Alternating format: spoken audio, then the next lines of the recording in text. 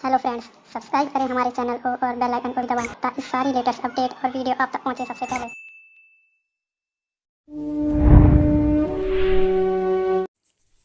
Hello students, welcome to economics online. आज economics की इस क्लास में हम डिस्कस करेंगे 11वीं क्लास के चैप्टर ह्यूमन कैपिटल को, अर्थात मानव पूंजी निर्माण को।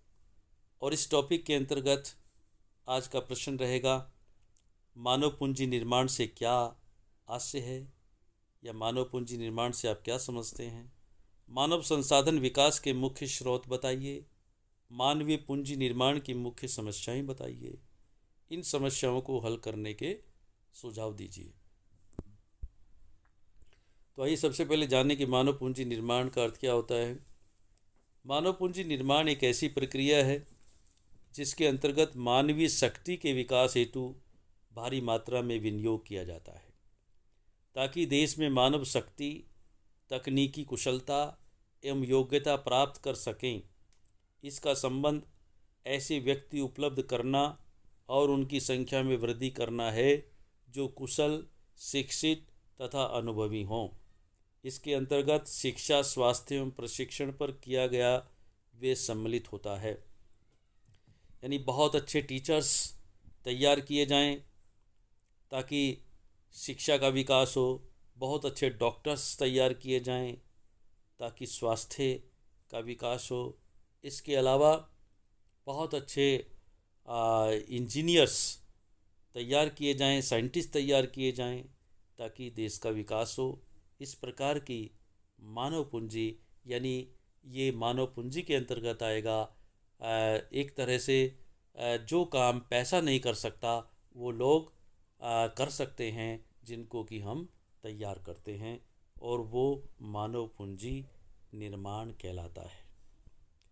इसकी परिभाषा सबसे पहले हम देखें। प्रोफेसर मायर के अनुसार मानवीय पूंजी निर्माण ऐसे लोगों को प्राप्त करने तथा उनकी संख्या को बढ़ाने की प्रक्रिया है जिनके पास ये कुशलताएं हैं। कौन कौन सी? शिक्षा और अनुभव होता है, जो किसी देश की आर्थिक विकास एवं राजनीतिक विकास के लिए अत्यंत महत्वपूर्ण है।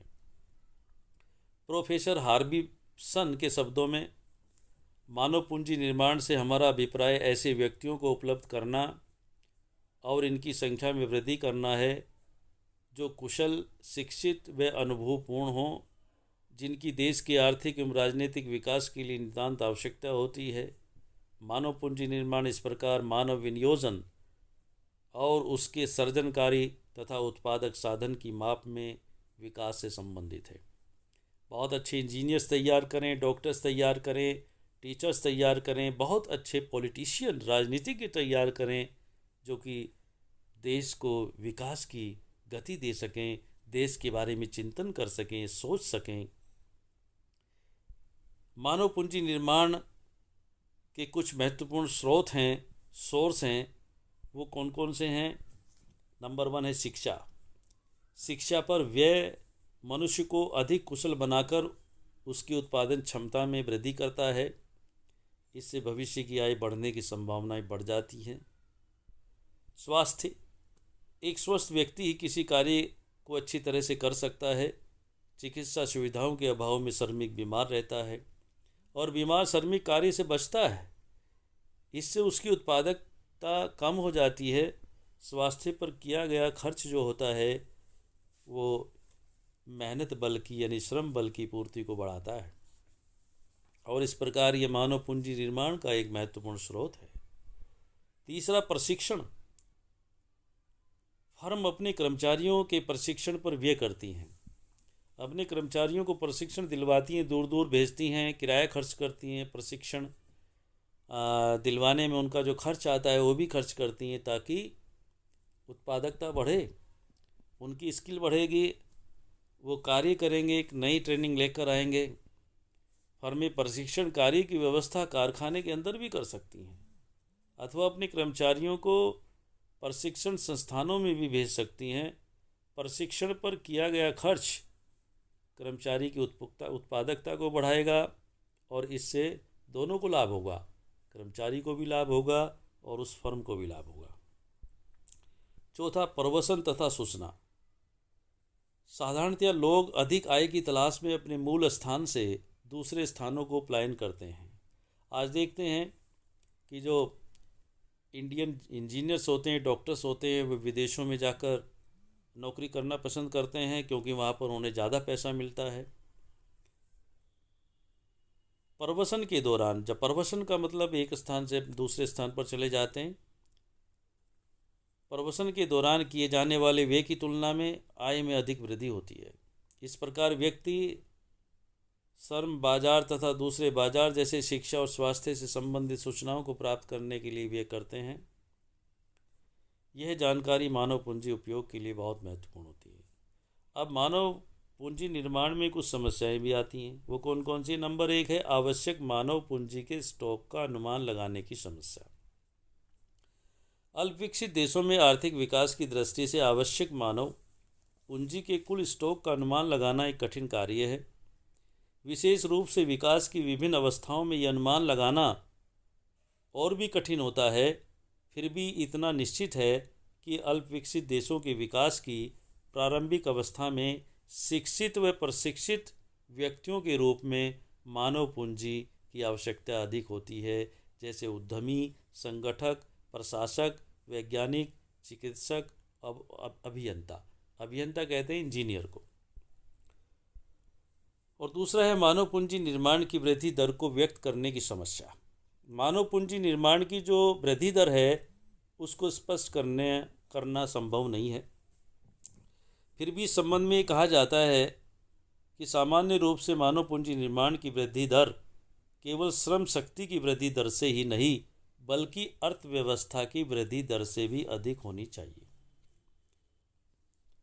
हार्बिसन का कहना है कि तकनीकी व्यक्तियों में वृद्धि दर श्रम शक्ति की वृद्धि दर से कम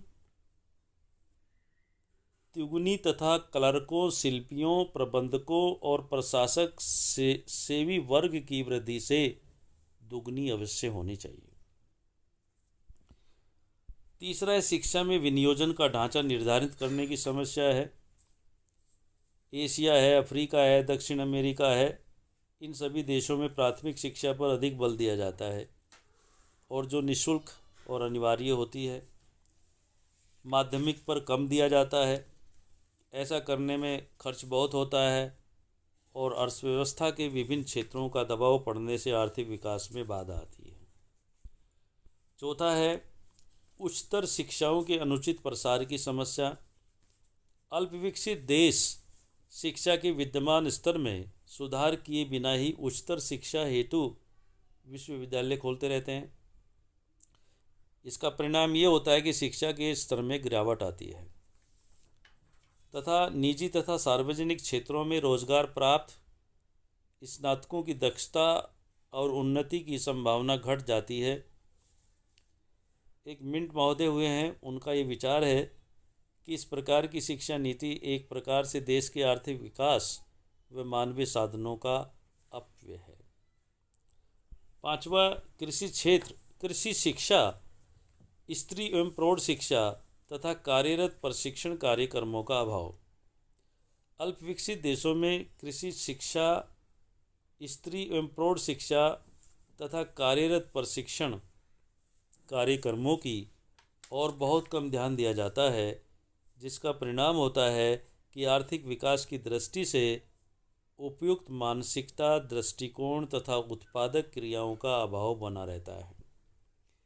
ये सब समस्याएं आती हैं, लेकिन इन समस्याओं के निवारण के लिए कुछ सुझाव भी दिए गए हैं। वो कौन कौन से हैं, किस प्रकार से हम भारत में मानव पूंजी निर्माण में वृद्धि कर सकते हैं। तो ये सुझाव है जिसमें नंबर 1 है जनसंख्या वृद्धि दर में कमी। जनसंख्या में उच्च वृद्धि दर को कम किया जाए। इससे श्रम बल में वृद्धि की दर कम होगी, बचत और निवेश में वृद्धि होगी तथा जनसंख्या की गुणवत्ता में सुधार होगा। दूसरा आता है जनशक्ति नियोजन। उपयुक्त जनशक्ति नियोजन किया जाए, जो भी उपयुक्त हो, ताकि श्रम की पूर्ति श्रम की मांग के अनुरूप की जा सके। ऐसा जनशक्ति नियोजन किया जाए, प्लानिंग की जाए। शिक्षा में सुधार, बहुत ही अच्छी एजुकेशन स्टैंडर्ड लागू की जानी चाहिए शिक्षा प्रणाली, और शिक्षा में सुधार की पूरी एक प्लानिंग बनाई जाए। शिक्षा सिद्धांत प्रधान न होकर व्यवसाय प्रधान हो। केवल आज सैद्धांतिक शिक्षा दी जाती है। आज का पढ़ा लिखा युवक बेरोजगार हो गया है। यदि उसे व्यावसायिक शिक्षा दी जाएगी, शिक्षा का वोकेशनलाइजेशन होगा, तो निश्चित रूप से शिक्षा विकास के अनुरूप होगी और देश का विकास होगा। फोर्थ है स्वास्थ्य सुविधाएं और पौष्टिक भोजन। देश में वर्तमान जनसंख्या के लिए पर्याप्त स्वास्थ्य सुविधाएं और पौष्टिक भोजन नहीं है, जिसको कि उपलब्ध कराया जाना चाहिए। भारत ग्रामीणों का देश है, ग्रामों का देश है, जिसमें ग्रामों की संख्या ज़्यादा है।